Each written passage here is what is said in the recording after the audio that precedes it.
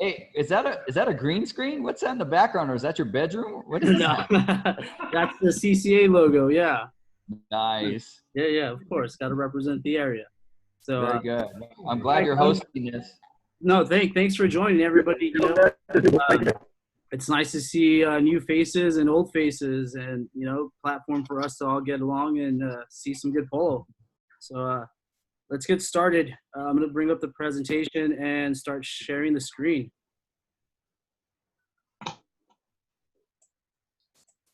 Okay.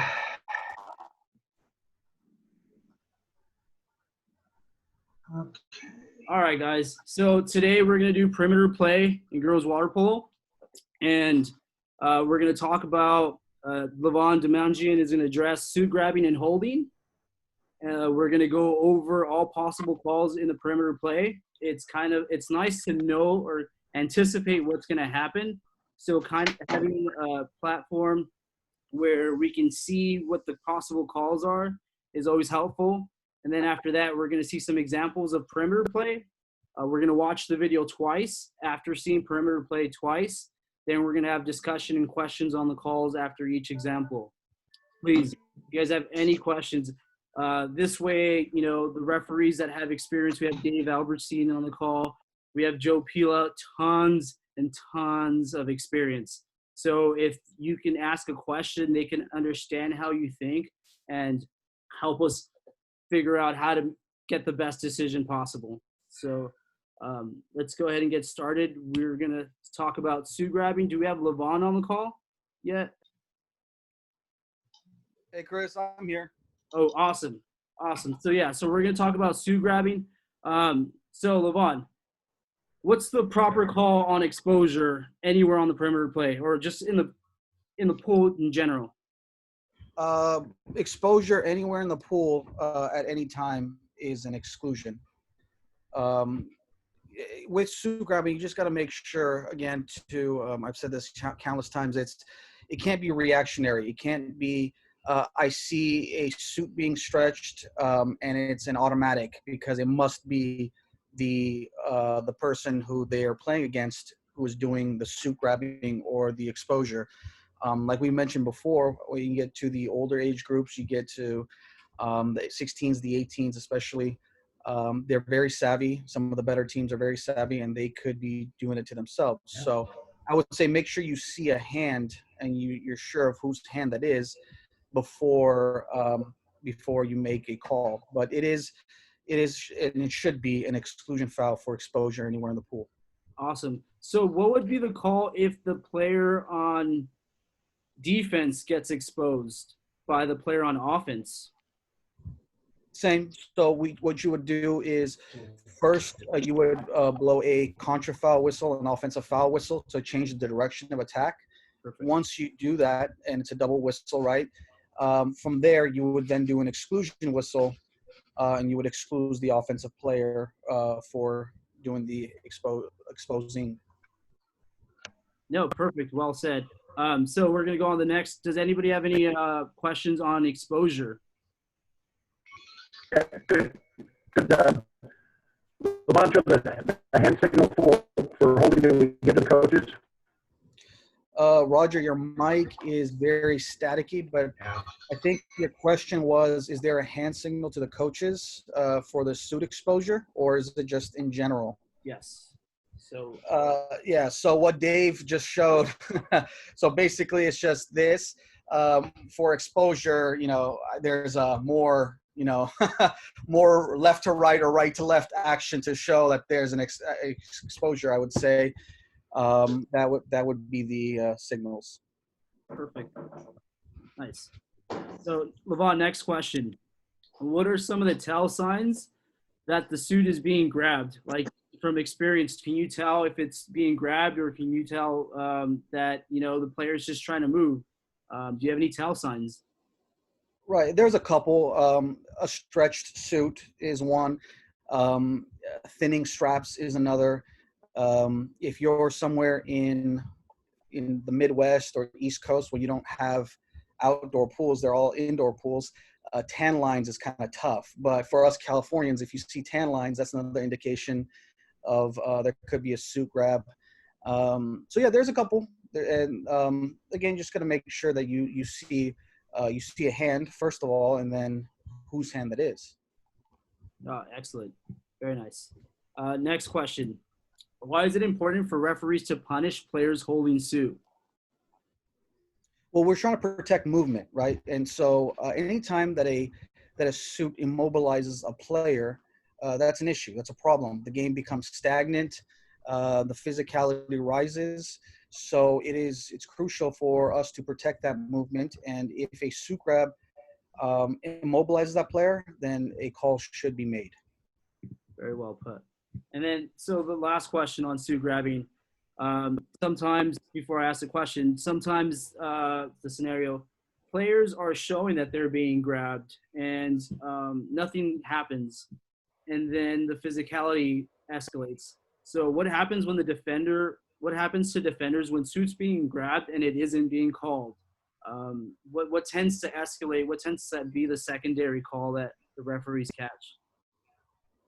Well, yeah, like you said, it does escalate, right? So you then see the offense. Then, like, let's say if it's defense doing the grabbing, then you might see the offense doing the grabbing. So sometimes you'll see the, for lack of a better word, like the popcorning, right? So like one will pop up, and then you'll see a super stretched, then the other one will pop up, and the other one will be stretched. So you might go back and forth for like a tit for tat kind of thing. That definitely does increase the physicality, but it takes away from the game, right? It takes away from playing the game, and now you're just playing each other, you're grabbing each other's suits, and that's not an ideal situation. So, like we said, even though suit grab in USA Water Polo and FINA is mostly treated like any other hold, if two players are out on the side of the pool and they're not doing anything, they each have each other's suit strap, the ball's on the other side of the pool. Technically, the referee should not make a call until someone tries to move and gain some kind of movement or position before they make the call.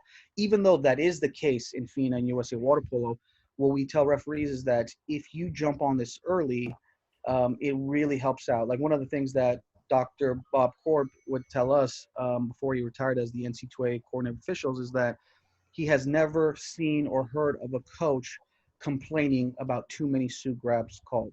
And that's absolutely true. Coaches do not complain because even they don't want to see it, right? So you'll make a call that says, hey, you show a suit grab gesture, they'll, most times, more likely than not, they'll yell at their player saying, hey, what are you doing? Stay out of the suit. So that's good indication for us that nobody likes it. It's a easier call to make. So let's go ahead and make them early so we can get them out of the game. Yeah, Levon, so I had a coach today text me and ask if it's possible to live in a world where there's no suit grabbing in girls water polo. What's your answer to that? There is if you jump on it early. I think that with the older age groups, it's tough, especially with the better teams, right? They're trying to gain every advantage as possible. There's no way that you can never say never and never get a player to attempt to grab, but once you jump on that first or second attempt right away, they won't.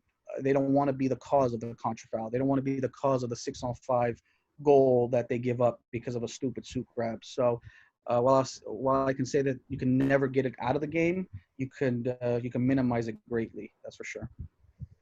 Levon, so on just a little bit of awareness on this, is it a little awkward sometimes when you're in a game and in the beginning of the game, you're calling a lot of suit grabbing and it feels awkward, like you're breaking down the flow, but the teams are just grabbing? What would your recommendation for that, to continue or to try to see if it plays out?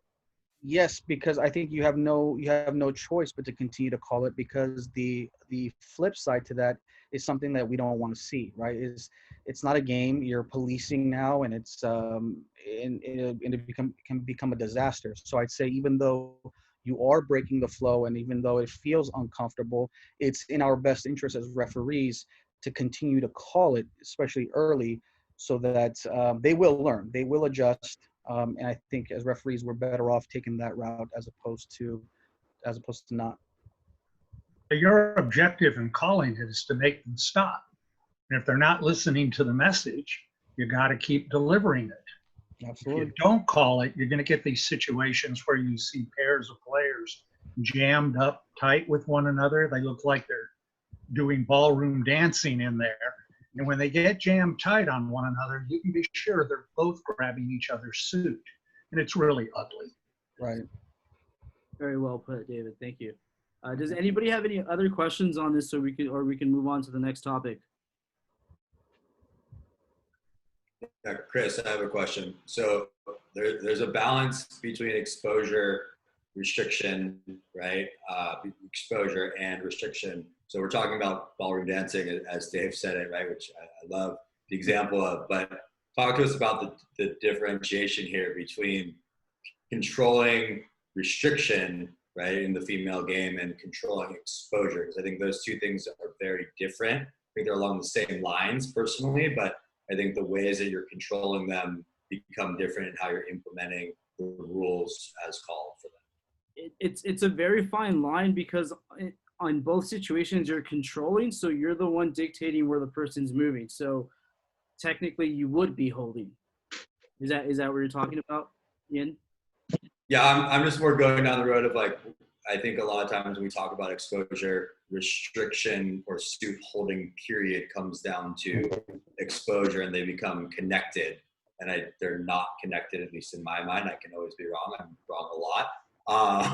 So they become very connected. And so I think when officials see restriction or see a little bit of that tan line, they immediately assume exposure, and it becomes contra to kick out or automatic exclusion, versus finding ways to keep the piece or show that you're watching with contra or other different ways, other savvy ways to keep the game under control, I guess was where I was trying to go with. Yeah, so the referee needs to look at what the intent is. Like you said, if they're just trying to hold or trying to restrict, and now by then moving, they create the suit to expose, while the player being held doesn't necessarily mean that they try to expose the player. The exposure happens by them moving. Correct? Is that what you're asking? Kind of. I was just more looking for some tips in terms of from you or for anyone about, like, finding that line in differential and how you can control it in different ways instead of having to go to the extreme right away. If I can jump in, Chris, Yeah, I think Ian is touching on an important point of, so let's say, for example, if you're a defender holding a suit, you're being excluded no matter what, right? That's the penalty for holding a suit on defense. You're being excluded. But when you're an offensive player and you're holding suit, at what point does it become just an offensive foul, as opposed to now, when is it an exposure as opposed to just an offensive foul? If I'm understanding you correctly, Ian, is that about right? Nice. Yeah. So yeah, and so I do think that even though there's no definition per se of what exposure is, exposure is a breast. So however you want to say that or determine that, I think that's the key. But it should not be just a tan line that I see. It should be, it should be more than that. So I think that's where, and I agree that you do see that quite often, where you don't necessarily have exposure, breast exposure, but the player is being excluded on offense, where it could have been simply just a contra foul. And how we can better differentiate that between the two is a good question. I think some people have a harder line than others. Some referees have a harder line than others of what constitutes a breast exposure.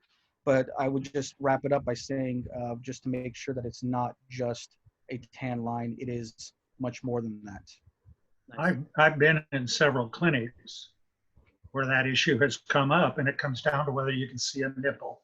If you can see a nipple, it's exposure, period.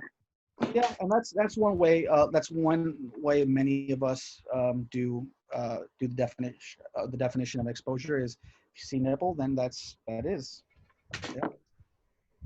Awesome. Any other questions on the subject? All right. So moving on. Now we're going to talk on. Thank you, Levon. Now we're going to talk on all possible calls in the perimeter. We went over this last week.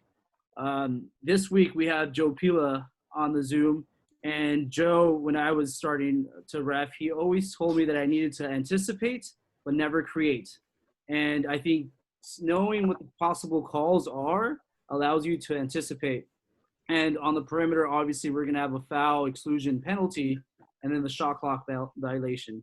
But on the contra fouls, we have push-offs, ball unders, ducking under, an illegal pick, holds, and sinks. So whenever there's a drive, possible hold, sink, or illegal pick. It's just good to know what's going to happen or try to anticipate what's going to happen. So, any questions on this? Can I ask a question? This is Rick Wilson. I don't know if my video's up or not, but on the illegal picks, can you explain that a little bit? Because up here where we're at, it's really hard to get a lot of experience with that. How they set it. Well, Central with Dave Riley, Central Coast. Perfect. Yeah. So, because I don't see enough of them. I don't see enough of them to really recognize them. I've been around for, like 5 years and stuff, but we don't see a lot of it up here. So I could use some help with that. But if it's too much for today, that's okay. No, that's perfect. Levon, do you want to jump on illegal picks, the definition, or just kind of clarification on that?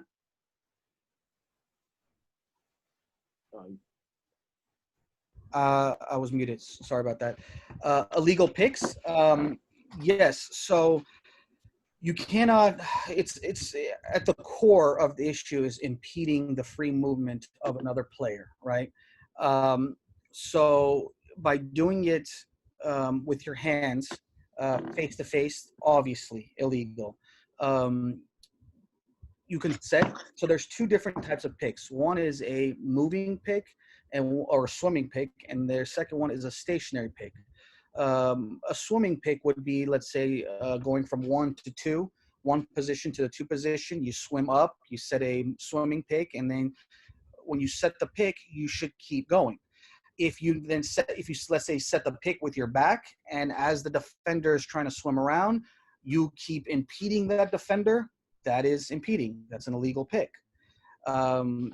The stationary pick, let's say, for example, is a player, let's say, swimming from the 3 position, the point position, is swimming down and is going to curl around the center, let's say. And then the center's job is to then dart out and set a stationary pick so that the player can swim around. As long as that player moves to that water beforehand, that's their water, and that doesn't become a legal pick. The way it becomes an illegal pick is if they dart out at the very last second and impede the swimming and free movement of that player. That's when it becomes illegal. So again, just at the core of it is the impeding or free movement of a player. As long as you do it, it's not face to face, and you. We were talking about illegal picks, and you said, "Oh, we." Oh, I thought Rich, that was, what town do you live in? Are you talking to me? Yeah, Rick Wilson, what town do you live in? Santa Maria. Okay, you're over on the coast. Not listening to me. I was going to suggest if you were in the Northern Valley to go to a UOP game, you'll see picks galore, but over there, not so much. That's, All right. Hey, some of the picks, for example, at the NC2A level, that we see a lot involves the center. So lots of times they'll drive across, let's say from the 4 spot going to the 1 or the 2 spot going to the 5. And then what will happen is at the center, will kind of pop out and impede the player. Joe, hey guys, can you guys unmute yourself so we can hear Joe talk, please? And everybody mute themselves. Yeah. It's coming. I think it's coming from Rich's iPad. Yeah, there are some good guys on there. Yeah. All right, let's. So anyway, like I said, I think that's one of the most common picks that I've seen. strategically, because you have the offense that's trying to rotate, and a lot of times they're pretty successful in making that pass, going from one part of the pool to the other. And lots of times the center will jump in front, and then that person's wide open. So like Levon says, if the center does decide to jump in front and prohibit the defender from chasing, continuously swimming for that player, then it would be a contra foul. Thank you. I appreciate that from both of you guys, Levon. And who are you? Joe. Joe, Thanks, Joe. Yeah, Joe thanks. Keeler from Las Vegas. Yeah. All right. Thanks, Joe. You're welcome. I think if you check out some of Cuesta's games, I think Marsh runs a fair number of them on offense, and you can get a feel for how those go. Absolutely. I'll talk to John about that. Rick, if Yeah, you I know want to, John. if you want to send me an email, I have a couple of clips that I can send you where you can see different variations of picks, and then I can put some notes on that as well. Sounds good. Thank you very much. We could actually do a whole session just on that topic. Yes, I agree. All right, so things to look at in clip number 1. The play is going to occur on the 1-2 side of the perimeter with a clean pick. There's actually a pick in this play. We're going to let's watch what the intent of the defender is. Even though the defender's hands are up, is that enough? Is the contact enough to call a foul, or was it a good no call? So. 9 ball, 2 driving ball side, 21 pick, 8 wrapping up.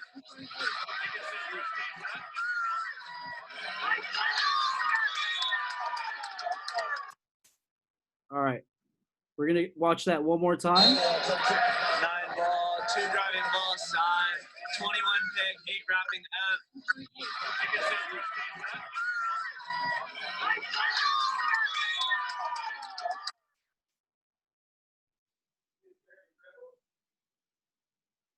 All right. So in this play, we see the defender showing their hands up, is trying to show the referee and trying to show that not trying to foul towards the end of the shot clock and not give them a cheesy shot or a cheesy foul to take a shot. Jennifer, do we have any questions on this call? Not currently. Okay. So let's move on to clip number 2. In clip number 2, this is a 2-part play. Perimeter play is going to occur on the 4-5 side, followed by a drive on the 1-2 side. We're going to focus on the timing of the whistle when the foul is called on the 4 spot. That's the first part of the play. And then how would you position yourself as a backcourt official to make the call for the exclusion? So let's go ahead and look at that clip and keep those things in mind. 5 at center, 7 at 5, 6 driving ball side from the 2 spot. 4 ball, 7 ball. 11 excluded. All right, so we're going to see that one more time. 5 at center, 7 at 5, 6 driving ball side from the 2 spot. 4 ball, 7 ball.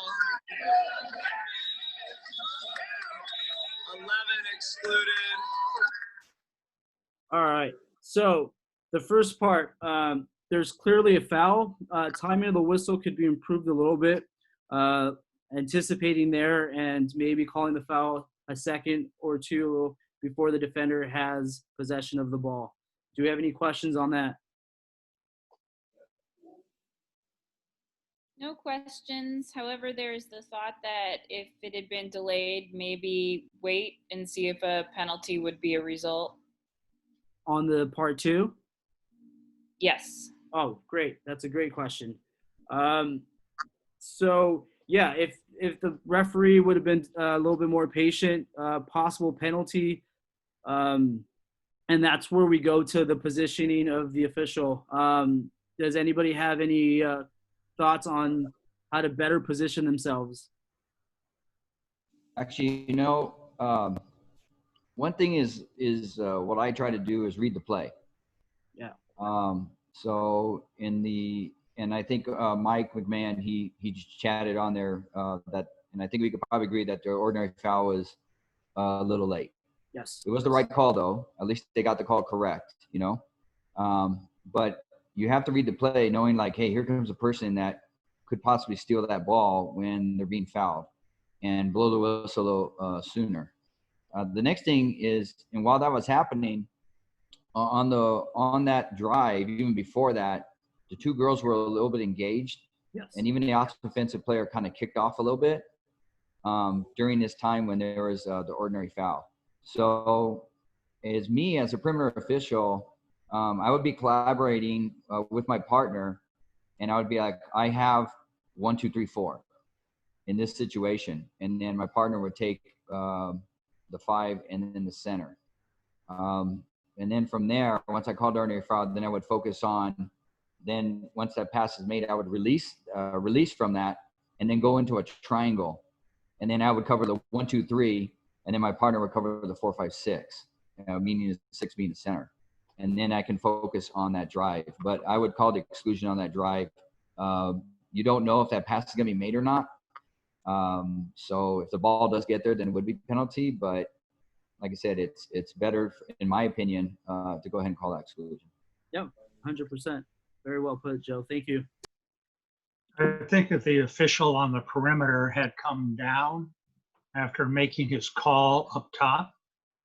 And I think he probably knew that he'd been a little late with the whistle, and that froze him up there for a little bit.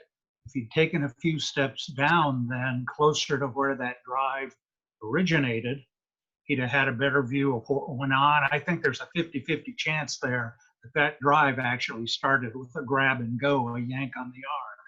Yeah. But given that that wasn't called, if he gets down there closer, he can see what's going on and have a better sense of whether he should be quick with the kick out or a little more patient. He's hanging back at about 6 meters, makes it more difficult to make those calls. Great. No, very well put. Hey, Chris, if I could add to this video, one of the things that I noticed as well is when the ordinary foul, I agree the ordinary foul was called a little late, but if you notice the foul towards the end, the ordinary foul towards the end became a two-hand foul, a heavier two-hand foul, if you noticed, which could have been an exclusion. So I think that's one of the consequences of calling ordinary fouls a little late, is it becomes something more than they should be, right? Because had we called it a little sooner, it stops the physicality right there. So if people play it back, they can see that towards the end it becomes a two-handed heavy foul. But I'm still happy that the ordinary foul was called, but I think that was the consequence of the late call. So we talked about this in the last clip about not making calls and then having the player react. Not calling the foul right away made the defender be a little bit more heavy, so like that the foul be called, or was just holding to allow the other person to come and steal the ball. So I agree with you on that. So now moving on to clip number 3. Yes. Question there? No. Okay. So moving on to clip number 3. I had one question, and then we'll be done with it. Why was the perimeter ref looking like he's showing a number, like there was an exclusion, and everybody's saying it's an ordinary foul? That was, if you see at the end, he has his hands lifted up above his head like he's given a number. Like, I can't really read it off my iPad, but like he's giving a number, like there was an exclusion on that play. No, yes, there was an exclusion after the foul. There was a drive. Okay. Pass came in, and then there was an exclusion. Okay, and I wanted to apologize to everybody because when you send these videos out, and I apologize for this, in the morning, I don't get to see them until the meeting, so I apologize for seeing them for the first time. Okay, all right, let's move forward. Okay, so in clip number 3, the play is going to occur on the 1-2 side, outside 5 meters. Let's watch the intent of both players as the shot clock is going down. Is the offense trying to, bait the referee to calling a foul, or is the defense being really heavy and trying to prevent the person from taking a natural shot? Something to look at. And then the official on this clip does a great job of being patient. So excellent job, official. 5, 5, 5, 5.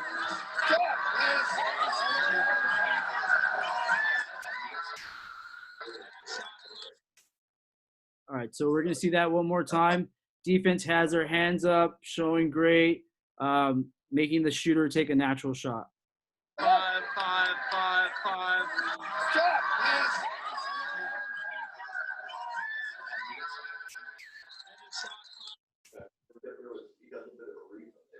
All right. Any comments on that? Jennifer, do we have any comments on that? Nope. I think we're good. Okay, so let's move on to clip number 4. In clip number 4, the play is going to occur on the forward position outside 5 meters. Things to look at: how did the offensive player position herself to gain separation to pass the ball? Was she swimming backstroke? Did she push off the player? Was it a two-hand push off to release for the ball? Or was the defender just grabbing her and not allowing her to get to the ball? Once the ball's turned over, was the player live? So let's look at the whole play and determine if the player was live or not. After goal, ball back to 5, ball over to 9. Caitlin pressing. Caitlin pressing. Offensive.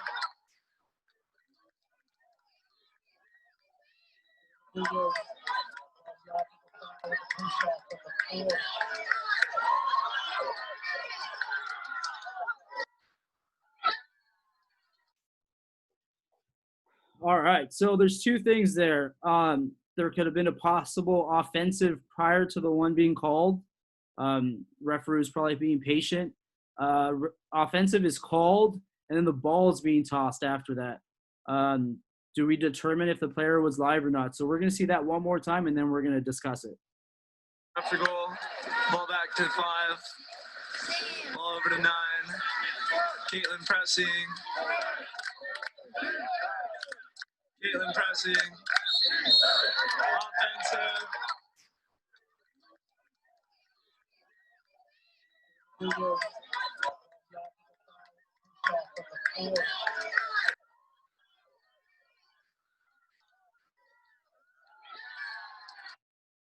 All right. So first I want to start off by saying, I've made that mistake before where I call a foul and then I try to look somewhere else and I don't see if the ball was live or not or put in play.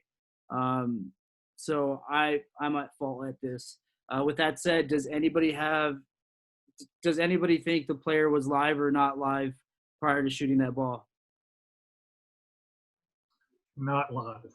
Not live. Why is that?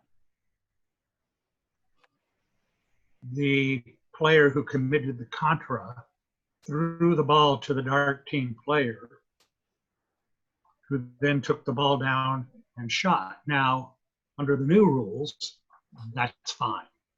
But under the rules that were in effect for the last several years, it's not live. Yeah, so with the new rules, the player would have to put the ball live and then take off and be able to shoot the ball, correct? Awesome. Yeah, they did. Chris, if you look at the video again, it's interesting because the girl who was getting the ball, who swam down and shot and scored, she was initially going to continue swimming and not put the ball in play, but she took a misstroke. So she took a stroke that went over the ball, which caused her to then to get the ball and flip it in front of her and then to go. So in this particular case, she did put it in play. By her swimming over initially with the stroke, actually did her a favor because then she had to now flip the ball. Had she not flipped the ball to herself, she would not have been live, and then the referee would have to have called and caught her for not putting the ball in play properly. Had she just kept swimming with it as she intended to do originally. So I thought that was a little interesting. Nice, Levon. Great point. I didn't catch that. Nice job. Any other questions on that, Jennifer? No questions, and Levon had a great point. Chris, I have one thing, and I get we're watching this third hand now, but based off the timing of the contra call, the call is actually made with the ball still in the player's hand at 4. So the ball is actually thrown after the contra whistle is being blown and blown. So I'm a little confused why there is a discussion over if this ball is live or not. And frankly, I think it would almost tier today and I don't understand why we're not having a conversation about an exclusion at this point for the person who was called the offensive on. Yeah, so when you see the clip, when the referee's calling his offensive exclusion, his offensive or his contra, he doesn't finish his whistle. Yeah, he blows his first whistle, but the girl pass makes a pass before he completely makes the call with his whistle. So his last whistle, the ball's in the air when he does that. If you would have made the call a little sooner, I think, yes, there's a possibility of calling an exclusion for throwing the ball away and not allowing the ball to play there. So that's a great point. What do you think on that, Levon? Yeah, no, I think she was in the passing motion as the whistle was being made. So I think it's a tough sell of delay of game. So I think, had it been, a second earlier, and she clearly heard it before she started her passing motion, then no brainer, that would be an exclusion. So I thought that was okay. The other point I would make in this particular video is that I want referees to be skeptical, if you will, of players who, if you look at the actions of the defender, this thing and then doing this thing and then doing this thing, and that you actually don't see a hand above the water, you got to be a little skeptical, right? The referee here who makes the call is 20 yards away at a bad angle, so it's tough to see. So I would just caution referees to make sure that you get into a better angle and to be sure you see a foul there before calling it. Let's not forget, contra fouls are huge penalty fouls, right? It's a huge foul. It's not a minor foul. So if we're gonna take the ball away from the offense, we should be pretty sure that there's a violation there, and it shouldn't be because I see the defender across the pool doing this thing, so there must be a push off, right? So I just wanted to caution against that. No, yeah, great point. Levon, would you be, or Chris or whoever, would you be okay? So like Tony passes it off right away. I can't see who the near side official is, but passes it off really clearly. And so I think the first initial push off is really obvious, right? But this is CIF Southern Section playoffs, so we're letting some little things go, I'm sure. And so like, would you be okay with whoever the near side official is stepping further away from the attacking cage to have a better angle to actually see what's going on in that position, being so far away, or just kind of erring on the side of their own judgment to a protected position, right? They can't actually see through the body. Because I think if you step down, you're creating a worse position there, right? And so the only place you can move to create a better vision is to step further away from the attacking portion, which takes even more of your vision away from the play. So you're talking about, Ian, the perimeter referee, right? The perimeter referee who made the call, step up. Yeah, I think it just depends. It depends on what's happening on the 1-2 side. Let's say if you have a double post or something, if you have some action, yeah, that would be an issue. But I think in this particular case, if you were to step up, but then just keep your body quartered to the pool so that you still have, your range of vision, I think that you would be okay to step up real quick, make the call, and then take a few steps and get back down to engage on that side. I say it really depends on what's going on that side of the pool. And then if your body position is the way it should be, I think you should be okay. Very well put. Could we like rotate, like the perimeter come down and then the attack ref move further towards that? So they could, because it's getting closer to that side of the deck. Right. Again, and it just depends on what's happening at 2 meters, right? So let's say if the way the situation is, if the players are, let's say, stacked a little bit to the 1-2 side, yes, the perimeter referee could move down and theoretically become the front court referee, and the front court referee could step up. it's just what's happening on that side of the pool or at 2 meters if that would allow that to happen. Thank No, you. when I look at that, one thing is it's off a lineup. Okay, so as they're coming down, and again, it's part of the collaboration because, like when I have the headset, I do a lot of talking. So that person, I believe that had the ball was maybe 8 meters out, I think.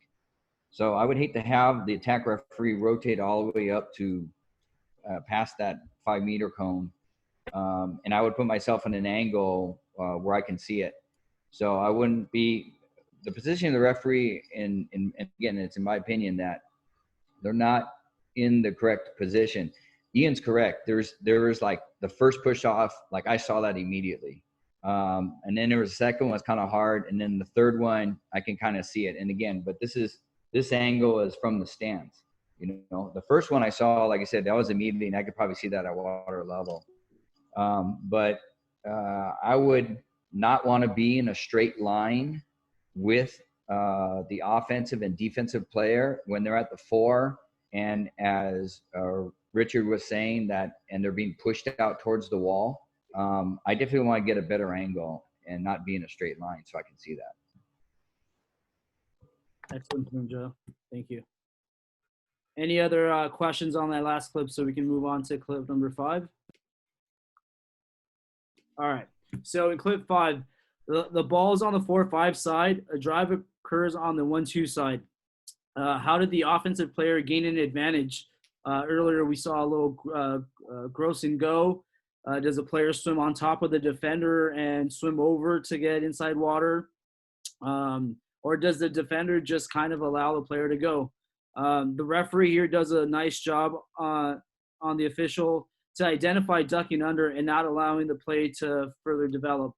Sometimes we see plays and we see a duck under and we don't call it and we wait 4 or 5 seconds and then the ball gets there and now it's too late to call the duck under and they catch the ball and they score.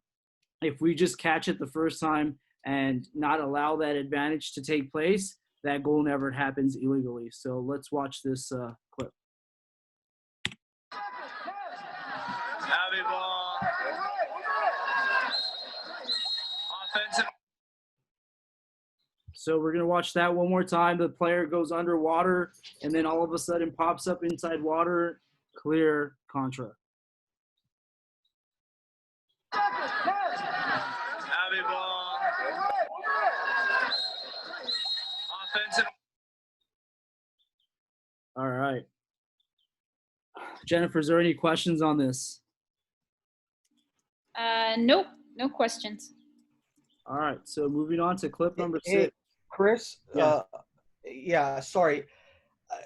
I'm looking at this play, and there's just something about it that is uncomfortable to me because looking at this play, the offensive player has a lane, has a lane to drive, right?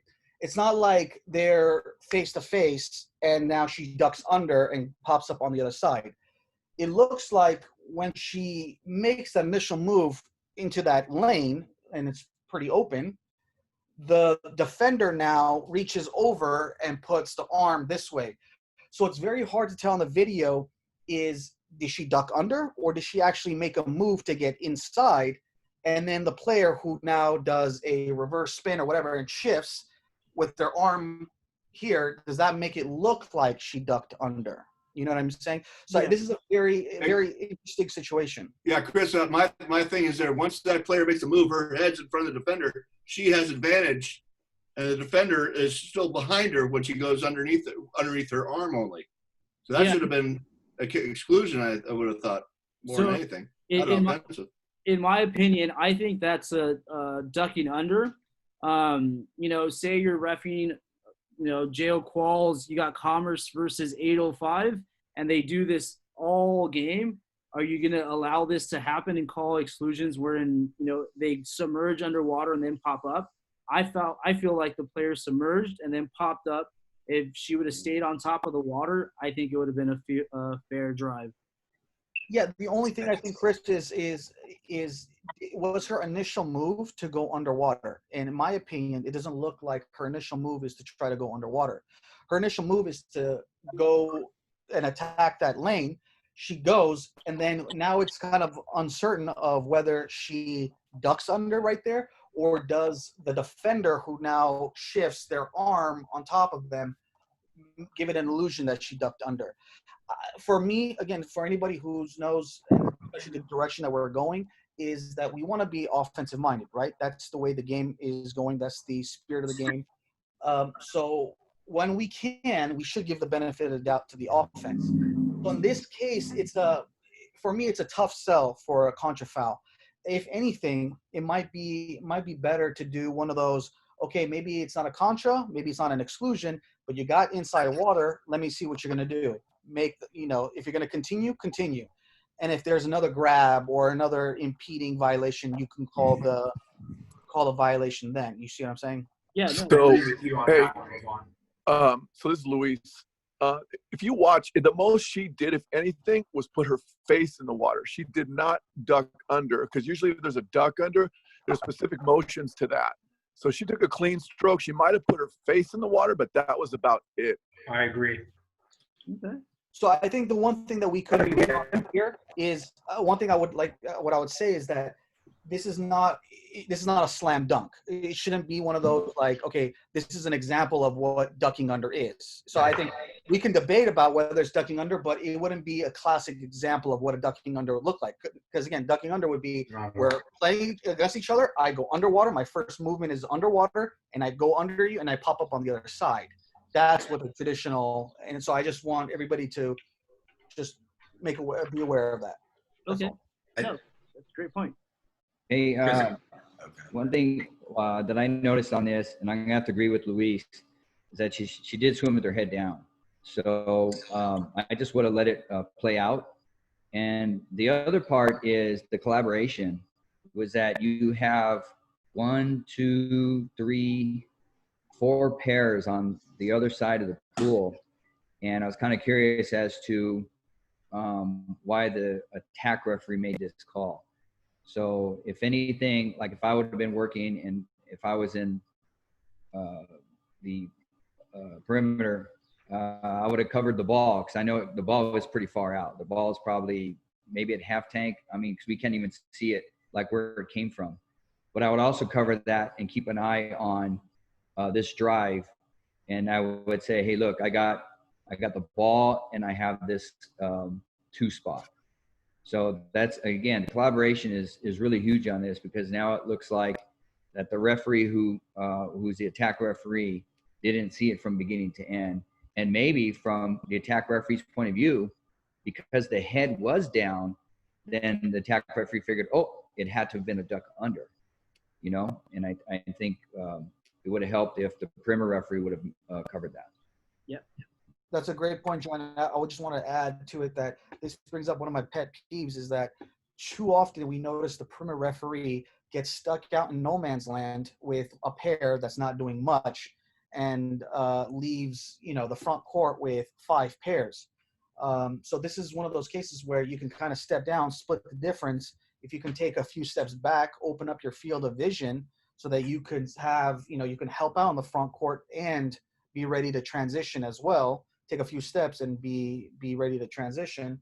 I think that's ideal. Right now, where that perimeter referee is located, which is not in the screen until the pass is made, is a little problematic.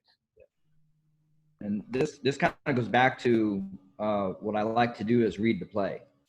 So as I'm reading this, I notice there's basically a cluster formation on the other side of the pool, like if I'm the perimeter referee. So basically the open body of water is right there at the 2 spot. So I would focus on that 2 spot. So not only, like I said, not only would I focus on the ball, but I would focus on the 2 spot, because there's a wide body open of water versus there's like a cluster down on the other side of the pool. And there's not really any type of advantage that would be gained, like if the ball did get to the other side. So like I said, it's just reading the play as to what's happening. And reading the play and anticipating, right, Joe? You're anticipating because you're seeing that that's open body of waters right there. So you should, as a referee, think ahead and say, hey, look, I'm pretty sure a drive is coming from right here, and anticipate the plays. So, yeah. Awesome. Yeah, great points, everybody. Nice. Now moving on to clip number 6. Anybody have a question on that? Someone broke in. All right. Ian, did that answer your question, Joe's point? About I didn't have a. What was the that? Did Joe answer your question about the top official kind of stretching too far? Oh yeah, I was gonna say the same thing. So he said it way better than me. He's way better at speaking. All right. So moving on to clip number 6. In this clip, the play is going to occur at the forward position. What does the offensive player do to receive the ball? Again, sometimes the offense is being held and they need to do something, or the offense is just doing all the holding and is trying to establish position so they can receive the ball. So we have to see who initiates all the contact. How could physicality develop when calls like this aren't being made? So how does it escalate? What later down the line, you get broken noses or, possible flagrant misconducts. So let's go ahead and see this call. All right, Newport has to go. And off the ball. That's center now. Lily going around her.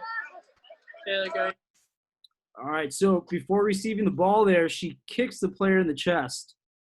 It wasn't like the player was on top of her. It wasn't like she was holding the whole time. She just kicked her to release. We're going to watch that one more time. All right, Newport has to go. And off the ball.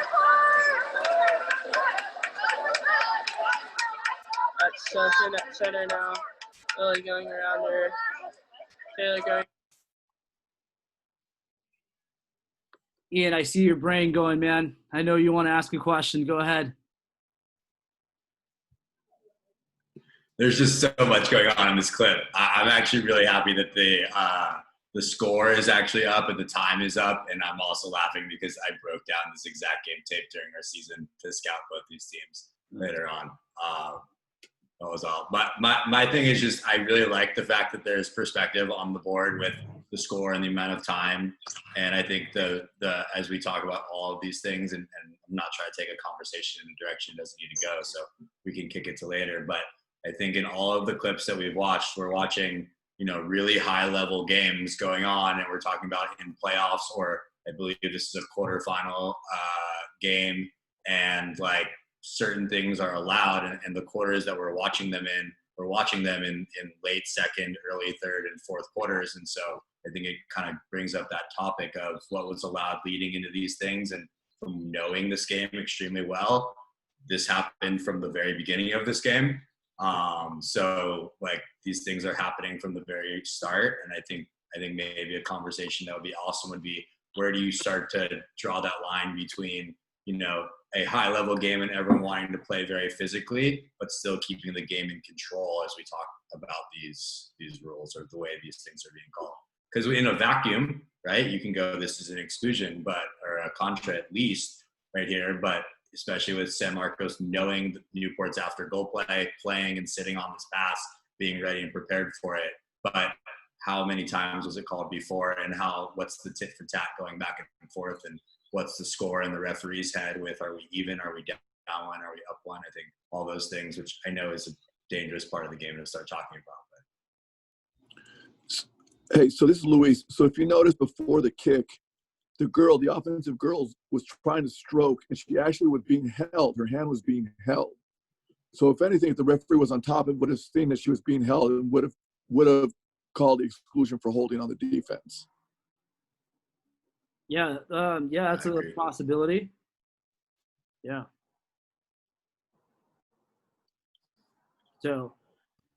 So there was a lot going on that. There was a little bit, so we don't know what happened prior to that. We don't, like Ian said, we don't know if that's a tit for tat, like, allowing physicality to that level. But going from there, like if that's not called, like does the defender now come harder and try to retaliate, and now an exclusion is called on the perimeter on a simple foul. Joe, like, how does that happen in college before, where a simple foul escalates to higher things? Well, one thing you got to do is you got to get a feel for the game. And so as I was watching this clip going from the lineup all the way down, like they were all paired up. And so I'm thinking, and what quarter is this? Third quarter? And so they're pressing. There's not going to be any drop. And I remember one time I even told Jennifer asked me, goes, well, when you have stuff like this, like, where do you go to look? And I said, well, you look at the pairs that are tied up, the ones where there's space, like for example, over in the 2 spot, my eye wouldn't even be there. My eyes would be where everyone is paired up. So just like Luis mentioned, there was a little bit of a hold that you can see before the kick. But for me, the hold isn't really enough for an exclusion, because if that girl was trying to swim and couldn't swim and was being sunk, then I would have called exclusion. And this is my opinion, because it's basically a contact sport. There's going to be like a little hold here and there, and no problem. But for me, the kick would have been a little bit more severe than, like Luis mentioned, like that hold.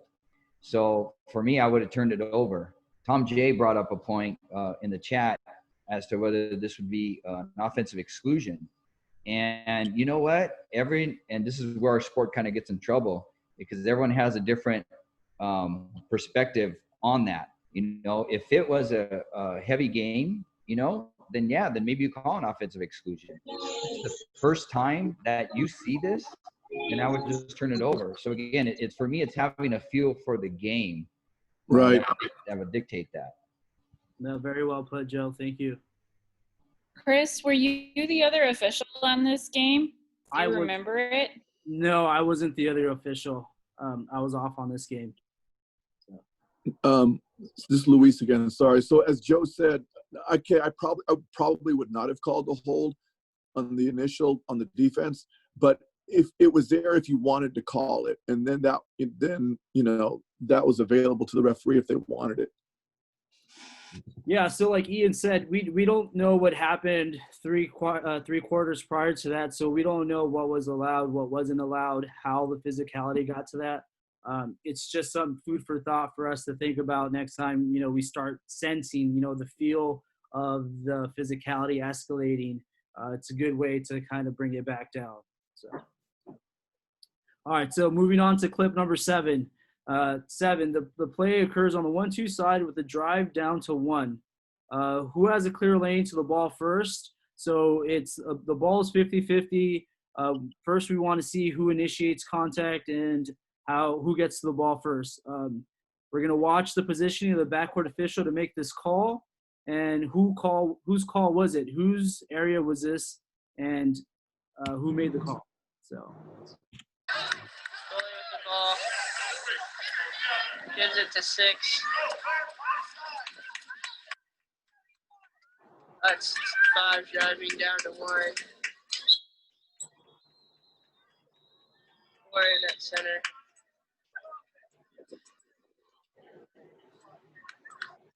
So on this call, the ball's coming down, and the red and white cap are both going towards it. The attacking referee has a better angle to see who has a clear line to the ball. In my opinion, I see the player with the red cap take a stroke on top of the other girl, and the attacking referee calls offensive on that. We're going to watch this one more time. Ball. Gives it to 6. That's 5 driving down to 1. 4 in that center. All right. Jennifer, is there any questions on this? I don't think there's any questions. I think there's opinions. Okay. Any opinions on this? I have an opinion. I think this is another situation where that drive originated in the perimeter, and you had 3 pairs of players overloaded over there underneath the attack referee. That's a situation where the perimeter referee, instead of standing there and watching the drive swim away from you, basically, if that referee had moved down, he'd have been in a better position. That notwithstanding, I really think the perimeter referee had the call right. Perfect. I agree Yeah, with you. I'm gonna have to agree with Dave on this because, and again, this goes back to the point I made with Jennifer. Like the person that is guarding the ball is nowhere near them. I don't even need to look at that, and I have to look at where's the ball going to go next. And you can see the players looking at the 1-2 side. So I would have stepped down to the 5-meter cone. If the ball goes to the 2 spot, I'm in position now for a possible direct shot opportunity. If the ball goes down to the 1, then I'm already there. Then I can just step down even further. So in this situation, I would say I have the 1, 2, 3, and my partner, you got the 4, 5, 6. Very well put, Joe. Thank you. All right, so moving on to clip number 8. In this clip, the play occurs on the 3 position outside 5 meters.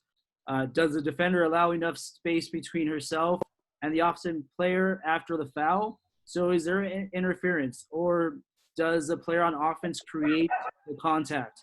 Referee here. Hey, can we mute, please? Great job on the official on allowing the play to finish before restoring advantage. So let's go ahead and see the clip. Passes the ball to Morgan. Morgan on the second foul shot. So one thing that the referee does really good is he allows a shot to see if the shot is going to go in the cage. After he realizes that the shot does not go in, calls the exclusion and restores advantage. Any comments on this?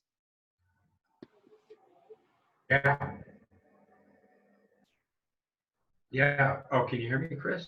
Yeah, go ahead, Mike. Oh, I thought I was muted. Yeah, I thought, I believe that was Scott Brennan. It looked like good patience, and it was the right call. He waited, and it appeared as though it was obvious interference. So I thought that was the right call on clip 8. In clip 7, going back to clip 7, I'm not sure what happened there. It looked like they pulled the ball out. What did they decide to do? Do you know? Oh, they called an offensive. Oh, they did? Yeah, so the player on the in the red cap took a stroke on top of the player in the white cap, and then the offensive call was called. So okay. All right, guys, we got 2 more clips. So moving on to clip number 9, the plays on the 4-5 side. The 4 position is driving down towards the post. There's going to be a little bit of contact. Can the exclusion be called on the drive, or does the referee allow the play to develop? Textbook example of how to reward the driver once they get to a certain place and just pay them off. So let's go ahead and see this.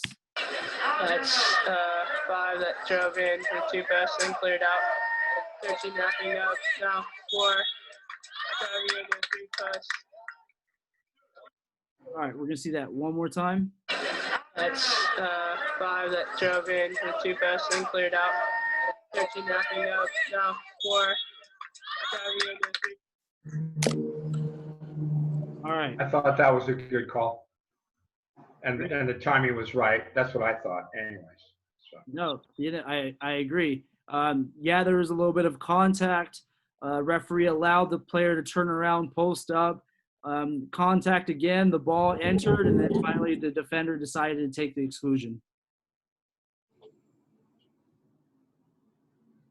All right. So moving on to clip number 10. Here, excellent job on the referee issuing a yellow card to the coach for delay of game. I spoke to the coach. Coach said that it was an accident, but the ball did fall into the field of play. After the front court referee resets, the play occurs on the 1-2 side. There's going to be a drive from the 2 going to the inside post. Textbook example of the defender player playing the offense and not playing the ball. Many times the player's trying to get to the ball and the defender just takes the player out. Referee does a really good job of restoring advantage.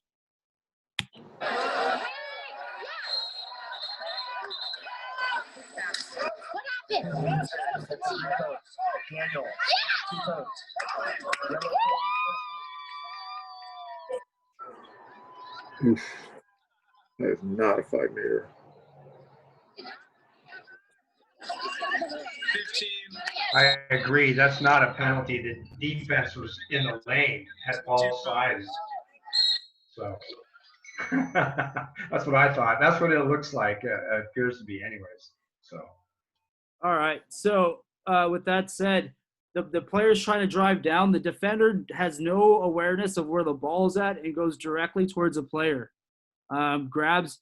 The referee does a clear sign that the player's trying to play the ball and gets pulled back down. Does anybody have any other opinions on this call? Chris, it's Levon. You know, the fact still remains that you must have a probable goal situation, right? And I think in this particular case, it's a tough sell to say that you have a probable goal situation when the ball actually gets towards the player. Mike is right.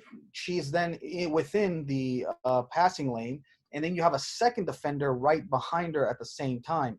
So to say that she would have caught the ball and probably scored is a bit of a stretch.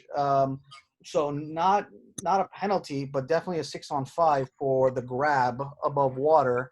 So basically tackling before the ball gets there, right? But a penalty is a tough sell. So what happens if you have intent? Like I 100%, well, 95% agree with you, Levon.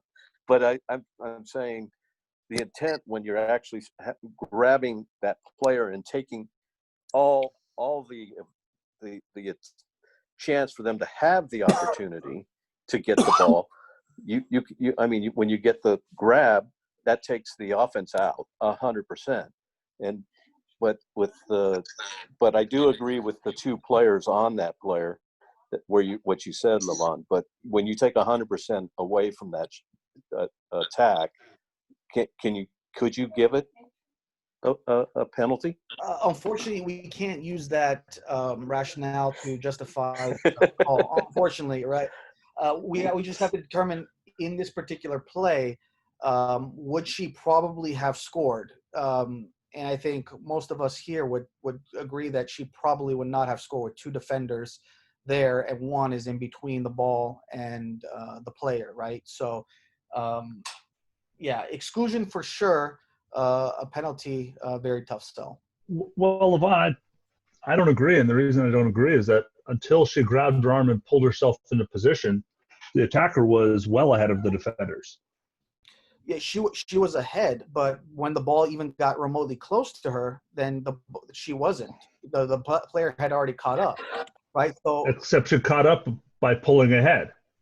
Right, but then you still have two players there. So you're assuming that she would have gotten into position before the ball if she hadn't pulled.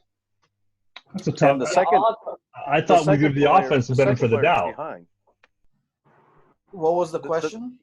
Well, the second player is behind. The person that fouled, right, gained the defensive advantage, but the other person was behind on the weak side, I want to say, right, from that play. So that's why I'm saying it's all about judgment. It's, if the referee feels that they could shoot and score, then they should award the penalty. If it's a weak player, then you would give the exclusion because, right. Because if they grab, I'm sorry, this is just news. I really believe it's in the judgment of the ref if they want to give it or not. But the thing with USA Water Polo and FINA, when you have multiple defenders, that's one clear example that FINA gives, and we use as well, as when you have multiple defenders, that takes away the probable goal unless you are ahead of both players and both players are fouling from behind. In this particular case, it doesn't seem one of the players definitely from behind, but it's not the fact of that she has both of them beat, and now, but for that call there, but for that grab, she would have scored a goal. Again, okay. I agree. It's like you're threading. It seems like the player is trying to thread a needle and doesn't, of course, doesn't thread the needle because there's two players there, and then there's just the penalty gives more than what the offense had lost in that particular situation. Okay. The offense, you know what I mean? Hey, Absolutely. if you watch the video, when I first saw it, I didn't think it was penalty. But then when I saw it again and I stopped it, and it's 34-second clip, and I stopped it at 27. And at 27, you'll see that she's ahead of both players. And the one on the inside is clearly grabbing the arm. So if you go all the way to 27, you'll see this is what the perimeter referee saw, which that's why they called the penalty. So if this is what they saw, and like I said, and if this player is clearly in front of both of them, then it's penalty. This is just my opinion. That's all. Joe, I have it stopped right here at 27 seconds. Yeah. It doesn't look like, it looks like the defender inside is pretty even with her. And here when I stop it, her arm is being pulled back, and I would say the ball is probably mid cage. It hasn't reached her yet. It's probably somewhere between mid cage and. Sure. But if she doesn't get pulled back, can she receive that pass? And she's inside. So I'm just saying. I'm just showing you what the perimeter referee can see. You know, because obviously the camera's on the perimeter referee side, and it's a little bit higher up. You know. Sure. But that's what the referee saw, which led to the penalty. Okay. And if you do a slow mo, it kind of helps out when you do like let's say you do like your right arrow and you kind of do a slow mo as the play develops, you can kind of see it. Just in general, since we're having this kind of fierce debate, it would behoove us as referees to go the more safer route, which is an exclusion, as opposed to a more divisive route and give a penalty, which is the highest penalty in our game, right? So I think that's one of the things that I love that FINA has done in the last, I would say, 2 years, is that their message is clear. When there's a penalty situation, the referee it should be a clear penalty situation. And if it's not a clear penalty situation, referees should err in calling an exclusion. So I think this is kind of like a perfect example of, since it's not really clear, then maybe the best call would be the safer call, which would be an exclusion. Hey, Levon, so this on a live time situation, if you're watching this live time and you're processing this as an official, you see the player gain inside water. So now you see advantage. You notice that the ball's coming in, still has inside position. She gets prevented from going to play the ball. As she's being prevented, the player is preventing and then gets inside position. You would think it's penalty in live time situation. I would think it's penalty. In the video, we can see by the time it's played, has an inside position, and I can see how we can call exclusion as well. But the question is, where is the ball in relation to the pullback or to where the player is at the time? Because when the ball, before the ball is even released, yes, you can make an argument that she's slightly ahead, right? But then when the ball gets anywhere near her, it looks like they're almost dead even by that time, you know? And by that time, the second defender is already there as well. And I get it. There's a good argument to be made to say, hey, you know, the grab was there and that grab caused her to catch up and now take away that front water. I just think it's a tough sell that to give our highest penalty in the game, which is a penalty for something that's not so clear, is problematic. And yeah, but I'm going to tell you something. So, the last international thing I did, there was two things that they said that is for penalty. One, there's a foul from behind, and two, there's a clear path to the cage. So if it meets those two criterias, it's penalty.